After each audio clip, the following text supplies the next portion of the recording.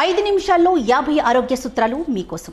మొదటిగా ఉదయం 4 గంటల 30 నిమిషాలకి నిద్ర లేవాలి. రోజు 2 సార్లు బ్రష్ చేసుకోవడం ఉత్తమం. లేచిన వెంటనే గ్లాసుడు గోరువెచ్చని నీరు కూర్చొని నెమ్మదిగా త్రాగాలి. ఆ తరువాత కొద్దిసేపు ఎండలో నుంచుంటే చాలా మంచిది.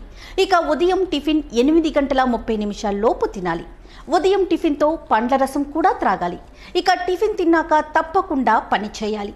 మధ్యాహ్నంలోగా మంచినీరు 2 లేదా 3 గ్లాసులు త్రాగాలి. కూల్ డ్రింక్స్ తాగకూడదు.